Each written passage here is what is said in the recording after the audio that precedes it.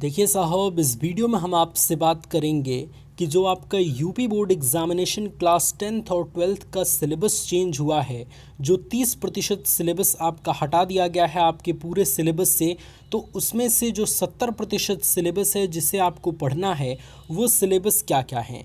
तो आज इस वीडियो के माध्यम से हम कक्षा 12वीं के यानी कि क्लास 12th के हिंदी और सामान्य हिंदी में सारे सिलेबस को एनालिसिस करेंगे कि सारे सिलेबस में आपको क्या क्या पढ़ने हैं और सभी सिलेबस के कितने अंक निर्धारित किए गए हैं। यानी कि हिंदी गद्य साहित्य से कितने नंबर का प्रश्न पूछा जाएगा, जीवनी से कितने प्रश्न पूछा जाएगा, इसके अलावा संस्कृत से कितना नंबर का प्रश्न पूछा जाएगा, इसके अलावा व्याकरण से कितना नंबर का प्रश्न पूछा जाएगा।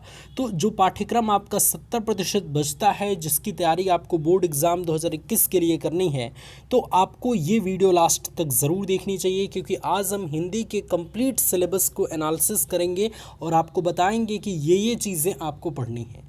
इससे पहले जो सिलेबस 30% कम हुआ है, अगर आप उसको नहीं देखे हैं तो इस वीडियो के डिस्क्रिप्शन में हम उस वीडियो का लिंक दे देंगे।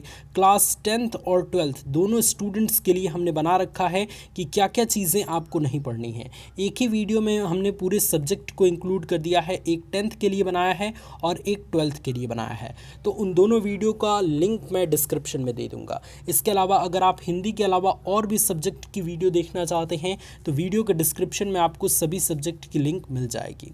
तो आइए डिस्कस करते हैं कि हिंदी में आपको क्या क्या चीज़ें पढ़नी हैं। यहाँ पे देख सकते हैं लिखा है कि उपयुक्त अनुक्रम में 70% का पाठ्यक्रम निम्नवत दिया गया है। यानी कि ये जो 70% का पाठ्यक्रम है इसे आपको पढ़ना है। विषय हिंदी है और यहाँ पे खंड क में 50 अंक का प्रश्न पूछा जाएगा, जिसमें सबसे पहला है कि हिंदी गद्य का विकास, और इसके अंतर्गत जितने भी टॉपिक हैं इस पर आधारित हिंदी गद्य साहित्य के इतिहास से प्रश्न पूछा जाएगा। 5 प्रश्न पूछा जाएगा, प्रत्येक प्रश्न 1 नंबर का होगा, तो टोटल इस टॉपिक से 5 नंबर के प्रश्न पूछे जाएंगे। इसके अलावा दूसरा टॉपिक है काव्य साहित्य का इतिहास, यानी कि हिंदी पद साहित्य का इतिहास। इसके अंतर्गत जो भी टॉपिक्स आएंगे वो आपकी स्क्रीन पे हैं। इसमें भी 5 प्रश्न पूछे जाएंगे, प्रत्येक प्रश्न 1 नंबर का होगा, अर्थात ये भी प्रश्न 5 अंक आपको दे के जाएगा। इसके अलावा तीसरे इम्पॉर्टेंट टॉपिक पे ध्यान देते हैं कि पाठ्यक्रम में निर्धारित गद्यांशों पर आधारित प्रश्न, यानी एक गद्यांश दे दिया जाएगा, 2 गद्यांश दिए जाएंगे जिसमें किन्हीं एक को आपको करना होगा, उसके आधारित 5 प्रश्न पूछे जाएंगे जिसका आंसर आपको लिखना होगा। प्रत्येक प्रश्न 2 नंबर का होगा, यानी कि 5 प्रश्न पूछा जाएगा तो 5 दूनी के 10 नंबर आपको इस तीसरे इंपॉर्टेंट क्वेश्चन से मिल जाएगा। इसके अलावा चौथा क्वेश्चन कुछ इस तरीके से पूछा जाएगा कि पाठ्यक्रम में निर्धारित पद्यांश पर आधारित 5 प्रश्न, यानी कि कोई 2 पद्यांश दे दिया जाएगा जिसमें आपको एक पद्यांश से आधारित 5 प्रश्न पूछे जाएंगे, सभी का आंसर आपको लिखना है। तो 5 प्रश्न पूछे जाएंगे, प्रत्येक प्रश्न 2 नंबर का होगा, यानी कि 10 नंबर का आपका प्रश्न नंबर चौथा भी रहेगा। इसके अलावा जो 5वां प्रश्न पूछा जाएगा वो संकलित गद्य के पाठों के लेखकों का साहित्यिक परिचय या जीवन परिचय, इसके अलावा कृतियाँ तथा भाषा शैली, शब्द सीमा अधिकतम 80 शब्द रहेगा। ठीक है, तो अगर आप जीवन परिचय, कृतियाँ और भाषा शैली लिखते हैं तो इसके लिए आपको 5 नंबर दिया जाएगा। 3 नंबर आपको साहित्यिक परिचय के लिए और 2 नंबर आपको कृतियाँ और भाषा शैली के लिए। ठीक है, तो ये चीज़ आप ध्यान रखेंगे 5वें प्रश्न में। इसके अलावा 5वें प्रश्न का 2 खंड है, क और ख। ख वाले में काव्य से रिलेटेड जितने भी कवि रहेंगे उनका जीवन परिचय और कृतियाँ साहित्यिक विशेषताएं पूछेगा। इसकी भी शब्द सीमा 80 है और इसके लिए भी आपको 5 अंक निर्धारित किए गए हैं। ठीक है, इसके अलावा 6वां क्वेश्चन आपका पूछा जाएगा कि कहानी चरित्र चित्रण, कहानी के तत्व एवं तथ्यों पर आधारित लघु उत्तरीय प्रश्न पूछा जाएगा। इसके लिए भी शब्द सीमा 80 शब्द होगी और आपको 5 नंबर इसके लिए निर्धारित किया गया जाएगा। ठीक है, चलिए दोस्तों, तो यहाँ पे आपका ये भी प्रश्न जो है वो 5 अंक का निर्धारित किया गया है। ठीक है, इसके अलावा अगर हम बात करें नेक्स्ट क्वेश्चन की, यानी प्रश्न नंबर 7 की, तो प्रश्न नंबर 7 में आपका कुछ इस तरीके से पूछा जाएगा कि खंड काव्य निम्नलिखित पर आधारित लघु उत्तरीय प्रश्न पूछे जाएंगे। इसके लिए भी आपका जो है वो 80 शब्द जो है वो निर्धारित किया गया है। ये भी प्रश्न जो है वो 5 अंक का पूछा जाएगा। इसमें खंड काव्य की विशेषताएं, पात्रों का चरित्र चित्रण और प्रमुख घटनाओं पर आधारित प्रश्न पूछे जाएंगे जो आपके खंड काव्य से होते हैं। तो यहाँ पे आपका खंड क समाप्त होता है। खंड क से आपके 50 अंक के प्रश्न पूछे जाएंगे। अब आइए हम देखते हैं कि खंड ख में किस तरीके से प्रश्न पूछे जाएंगे और शेष 50 प्रश्न आपके किस किस टॉपिक से रहेंगे। इसके अलावा जो 8वां प्रश्न है इसमें 2 खंड निर्धारित किए जाएंगे, क और ख। ठीक है, इसमें क्या क्या चीज़ें निर्धारित की जाएंगी। क वाले खंड में ये निर्धारित किया जाएगा कि पठित पाठ्य पुस्तक के निर्धारित पाठों के संस्कृत गद्य का संदर्भ सहित हिंदी में अनुवाद कीजिए। अगर आपको किसी भी चैप्टर से एक संस्कृत का गद्यांश दे दिया जाता है और उसको कहा जाता है कि उसका हिंदी अनुवाद कीजिए, तो उसके लिए संदर्भ के लिए 2 अंक और व्याख्या के लिए 5 अंक निर्धारित किए जाएंगे। यानी कि प्रश्न नंबर 8वें को आपको जो है वो 7 नंबर देगा। इसके अलावा ख वाला पार्ट क्या कह रहा है। ख वाला पार्ट कह रहा है कि इसमें अगर संस्कृत के कोई पद्यांश दे दिए जाएंगे और उसका संदर्भ सहित हिंदी में अनुवाद करना है, तो इसके लिए भी आपको 7 अंक निर्धारित किए जाएंगे। यानी टोटल प्रश्न नंबर 8 से आपको 14 नंबर के अंक मिल जाएंगे। ठीक है, इसके अलावा प्रश्न नंबर 9 आपका कुछ इस तरीके से पूछेगा कि पाठों पर आधारित अति लघु उत्तरीय प्रश्नों का संस्कृत में आपको उत्तर देना है। अब यहाँ पे कोई 2 प्रश्न आपसे मतलब कोई 2 प्रश्न का ही आपको आंसर देना है। पूछा जाएगा ज़्यादा, लेकिन आपको कोई 2 प्रश्न का आंसर देना है। 2 प्रश्न का आंसर देते हैं तो प्रत्येक प्रश्न 2 नंबर का रहेगा, यानी कि यहाँ से 4 नंबर आपका मिल जाएगा। इसके अलावा 10वां प्रश्न आपका कुछ इस तरीके से पूछेगा कि काव्य सौंदर्य के तत्व यानी कि सभी रस पूछे जाएंगे, जैसे परिभाषा, उदाहरण और पहचान। ठीक है, इसके लिए आपको 2 नंबर मिलेगा रस के लिए। इसके अलावा अलंकार पूछे जाएंगे। अलंकार में सिर्फ शब्दालंकार के भेद, अनुप्रास और यमक श्लेष की परिभाषा और उदाहरण पढ़नी है, ये भी 2 नंबर आपको देंगे। इसके अलावा इसमें दूसरा है अर्थालंकार में ये सभी जो है वो आपको पढ़नी है। उपमा, रूपक, उत्प्रेक्षा, संदेह, भ्रांतिमान, अनन्वय, इसके अलावा प्रतीप, दृष्टांत तथा अतिशयोक्ति अलंकार, ये सारे पढ़ने हैं। इसमें भी आपको परिभाषा और उदाहरण पूछ सकता है। तो ये 2 टॉपिक्स आपको पढ़ने हैं। तो इसके लिए भी आपको जो है वो नंबर निर्धारित किया गया है, जैसा कि आप यहाँ पे देख पा रहे होंगे। इसके अलावा अगर हम बात करें तो छंद आपसे पूछेगा। छंद में मात्रिक, चौपाई, उसके अलावा दोहा, सोरठा, रोला, कुंडलिनियाँ, उसके अलावा हरिगीतिका, वैरवे, इनके लक्षण और उदाहरण पूछेगा। इसके लिए भी 1-1 नंबर आपको निर्धारित किया गया है।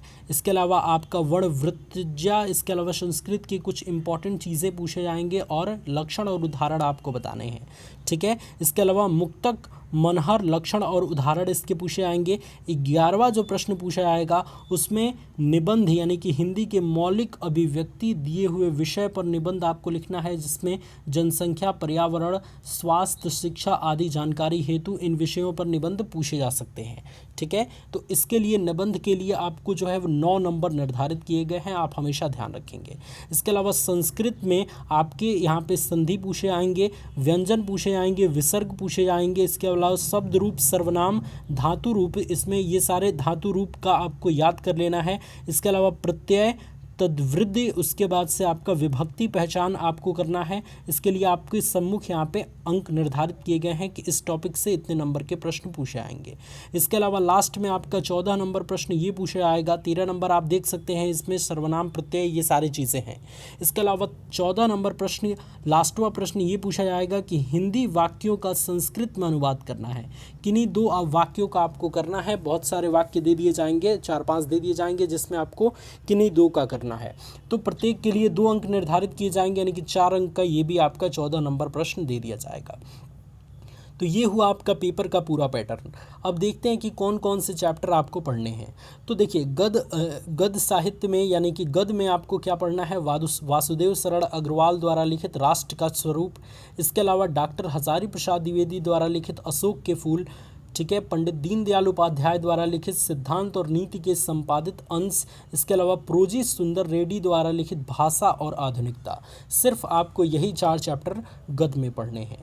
इसके अलावा अगर हम पद में ध्यान दें, काव्य में ध्यान दें तो और यहाँ पे डॉक्टर APJ अब्दुल कलाम द्वारा तेजस्वी मन के संपादित अंश, ये भी आपको पढ़ना है। इसके अलावा अगर हम काव्य में ध्यान दें तो भारतेंदु हरीशचंद्र द्वारा लिखित प्रेम माधुरी, यमुना छवि। इसके अलावा जगन्नाथ दास रत्नाकर द्वारा लिखित गंगावतरण।